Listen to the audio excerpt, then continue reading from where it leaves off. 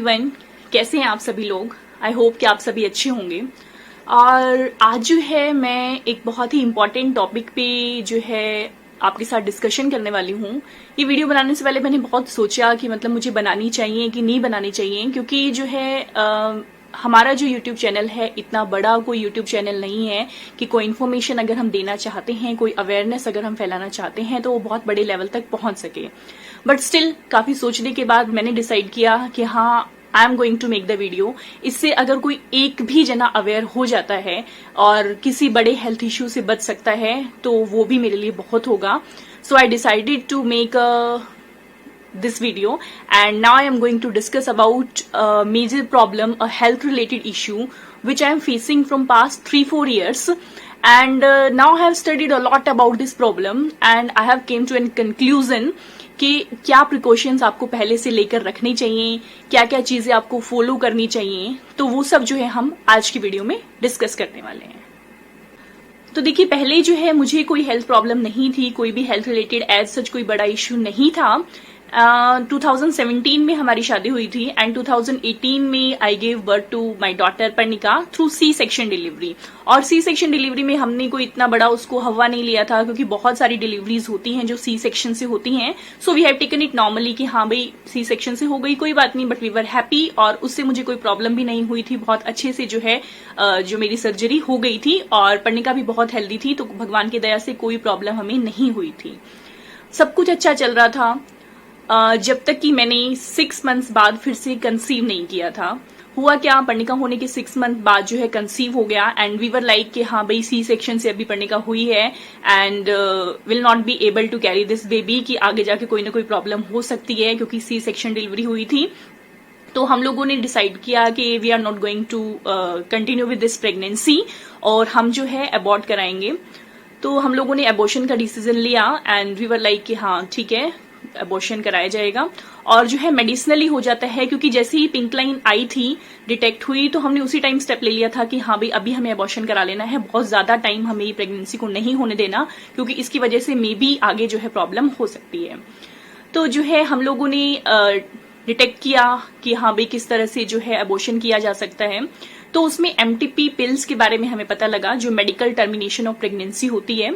तो MTP kit जो है हमारे घर की फैमिली में ही जो है हेल्थ में जो है पर्सन्स थे, तो वहां से हमें MTP किट जो है इजीली अवेलेबल हो गई। और हमने थोड़ा सा उस पर जो स्टेप्स लिखे होते हैं और थोड़ी YouTube वीडियोस की हेल्प ली और थोड़ा सा किसी पर्सन की हेल्प ली एंड उन्होंने सबने बताया कि हाँ इस प्रोसीजर से आप लोग जो है MTP पिल को यूज कीजिएगा। आप लोगों को बहुत सारी वीडियोस मिल जाएंगी YouTube पर कि किस तरह से MTP को यूज करते हैं। तो वो सब हमने प्रॉपरली जो है सारे स्टेप्स फॉलो किए एंड उससे जो है मुझे ब्लीडिंग स्टार्ट हो गई एंड वी थॉट कि हाँ भाई अबॉर्शन कंप्लीट हो चुका है एंड वी वर हैप्पी कि हाँ भाई ठीक है, जो हुआ सही हो गया। और उसके बाद जो है मुझे जो है कंटिन्यूअसली जो है मेंसेस स्टार्ट हो गए थे। नेक्स्ट मंथ से ही मुझे मेंसेस प्रॉपरली आ रहे थे। बट हाँ, मैंने जो चीज नोट नहीं की वो ये था कि जो फ्लो था वो नॉर्मल से थोड़ा कम था, बट आई वॉज ओके कि हाँ अभी शायद थोड़ी हैवी ब्लीडिंग हुई है अबॉर्शन की वजह से, तो इस वजह से ब्लीडिंग थोड़ी कम है।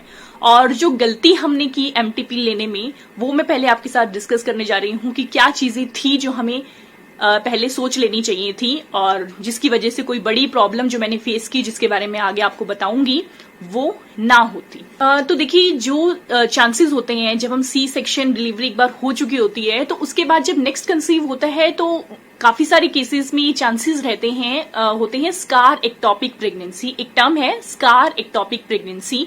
उस केस में क्या होता है कि सी सेक्शन के बाद जब कंसीव करते हैं तो चांसेस होते हैं कि जो बेबी है वो जो सी सेक्शन का जो स्कार होता है, जो ओल्ड स्कार है, उस पर जाकर अटैच हो जाता है। उसे हम एक्टोपिक प्रेगनेंसी बोलते हैं। और स्कार एक्टोपिक प्रेगनेंसी क्योंकि उस स्कार से जाकर अटैच हो जाता है, इट मीन्स उसकी प्रॉपर जो है इम्प्लांटेशन यूट्रस में नहीं होती है। तो ये चीज हम लोगों को बिल्कुल पता नहीं थी कि ऐसा कुछ भी हो सकता है। तो ये हमने सोनोग्राफिकली डिटेक्ट भी नहीं कराया कि प्रेगनेंसी एक्टोपिक प्रेगनेंसी है या कौन सी प्रेगनेंसी है, क्योंकि कुछ पता ही नहीं था, कोई अवेयरनेस ही नहीं थी इस बारे में हमें। सो जो है सोनोग्राफी नहीं कराई हमने प्रॉपरली एक्टोपिक प्रेगनेंसी को डिटेक्ट करने के लिए। तो पहला जो सजेशन मैं देना चाहूंगी कि अगर आपके साथ सी सेक्शन डिलीवरी के बाद या नॉर्मल डिलीवरी के बाद भी अगर आप कंसीव करते हैं and you don't want to opt for that pregnancy, तो सबसे पहली चीज जो आपको करनी है वो थोड़ा सा वेट कीजिए, सोनोग्राफी कराइए, उसमें डिटेक्ट हो जाए कि प्रॉपर जो है यूट्रस में इम्प्लांटेशन बेबी की हो चुकी है या नहीं, उसके बाद ही आप फर्दर स्टेप्स के लिए बढ़े। अदरवाइज थोड़ा सा वेट करना इज बेटर, ठीक है। एंड द सेकेंड थिंग कि जब जो है अबॉर्शन कंप्लीट हो गया, एमटीपी किट जो है प्रॉपर जो है हमने फॉलो करके स्टेप वाइज हमने ली, तो उसके बाद भी जो है सोनोग्राफी करानी चाहिए, अल्ट्रासाउंड कराना चाहिए, ताकि कोई पार्ट ऑफ कंसेप्शन ना रह गया हो। और हम लोगों ने क्या किया, अगेन कोई सोनोग्राफी नहीं कराई कि कोई पार्ट रह गया होगा, मतलब मन में भी ऐसा नहीं था कि ऐसा कुछ हो गया होगा, क्योंकि यूट्यूब वीडियोस पे हम देख के इतना श्योर हो चुके थे कि एमटीपी किट्स जो है 100% इफेक्टिव है अबॉर्ट करने के लिए। सो हम लोगों ने नहीं सोचा, और जो है पार्ट ऑफ कंसेप्शन जो है कुछ ना कुछ पार्ट कहीं ना कहीं अटैच रह गया था यूट्रस के साथ, जिसकी वजह से बहुत बड़ी प्रॉब्लम मैंने फेस की। अब मैं बताती हूँ कि वो प्रॉब्लम हुई क्या मेरे साथ। प्रॉपर जो है मेंसेस चल रहे थे, हाँ फ्लो कम था, बट जो है एवरी मंथ जो है रेगुलर साइकिल मुझे आ रही थी, and I was not facing any such issue, कोई पेन भी नहीं था मुझे, कोई और प्रॉब्लम भी नहीं थी। बट सडनली सितंबर 2019 में हुआ क्या, ड्यूरिंग द फर्स्ट वीक, तो जो है I was menstruating and it was the third day of menstruation, and हम लोग कहीं बाहर गए हुए थे और हमारा रूम जो है ऊपर है, तो जो है मैं स्टेयर्स से आ रही थी and suddenly I felt that heavy bleeding is coming out, and I was like कि ये ऐसे कैसे हो गया, बहुत ही हैवी ब्लीडिंग मुझे हुई। एंड उसके बाद हमने डॉक्टर से चेक कराया, तो डॉक्टर ने बोला कि हो जाता है, कई बार नॉर्मली हो जाता है, आपने 3-4 महीने पहले जैसे अबॉर्ट कराया था तो कई बार ब्लीडिंग रुक जाती है और इस वजह से ब्लीडिंग हो गई होगी। तो हम लोगों ने भी उस टाइम भी इतना ध्यान नहीं दिया, ना डॉक्टर्स ने हमें बताया और ना हम लोगों ने ध्यान दिया, हम भी कहीं ना कहीं केयरलेस ही हो गए। फिर अचानक से 2 दिन बाद फिर से मुझे वही प्रोसीजर हुआ, हैवी ब्लीडिंग हुई बहुत ज्यादा, और इस टाइम जो ब्लीडिंग थी it was about 3-4 times more than that bleeding.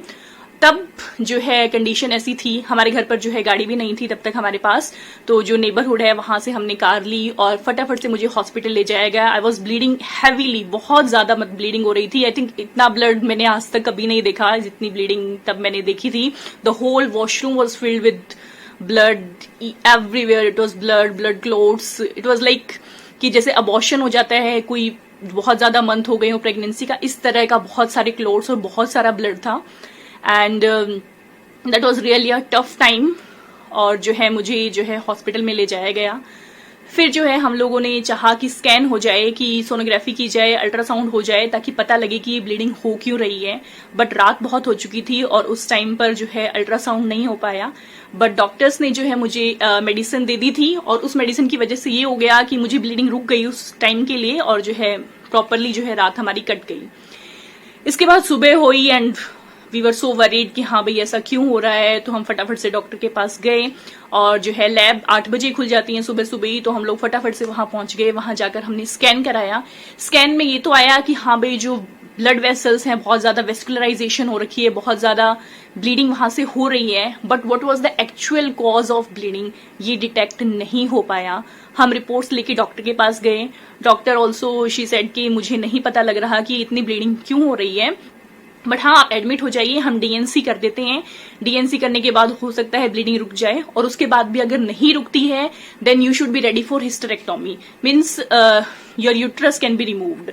So we were like कि यूट्रस रिमूव करना अभी इसी एज में, तो we were not ready for that, because I always wanted to have 2 children, and so I don't want to go for that option जब तक बिल्कुल ही emergency ना हो। तो उन्होंने, डॉक्टर ने कहा कि फिर आप ऐसा कीजिए, किसी हायर इंस्टीट्यूशन में जाकर जो है एडमिट हो जाइए और वहां जाकर अपने केस को चेक कराइए। फिर हम लोग जो है दिल्ली के बहुत ही रेप्यूटेड हॉस्पिटल में गए। वहां पर जाकर उन्होंने फिर से जो है स्कैन किए, और स्कैन करने पर जो है मुझे प्रॉब्लम डिटेक्ट हुई, AV malformation, uterine artery malformation जो थी मुझे, AVM, arterio ventricular malformation in uterus, AVM in uterus.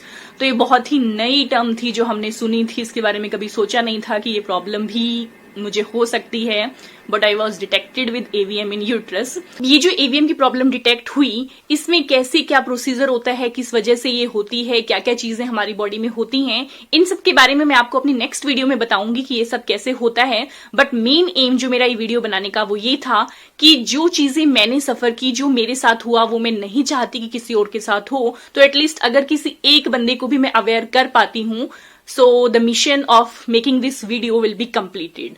आप लेने जा रहे हैं एमटीबी को, तो बहुत ही सोच समझ कर ये डिसीजन लेना।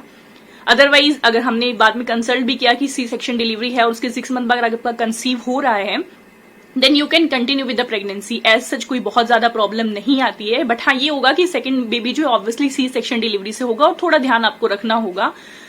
बट हम लोग भी अब कई बार लगता है कि वही अगर ले लिया होता चांस तो अब तक बेबी भी बहुत बड़ा हो गया होता, and it was like but nothing can be done. जो होना है वो होकर रहता है, बट एटलीस्ट जो प्रिकॉशंस मैंने आपको बताई, जो स्टेप्स मैंने आपको बताए, उनको फॉलो करके आप बहुत ही बड़े हेल्थ इश्यू से बच सकते हैं। सो आई होप कि ये वीडियो आपके लिए हेल्पफुल रही होगी, and I request you to share with the maximum people, ताकि जो है ये अवेयरनेस जो है सभी तक पहुंच सके।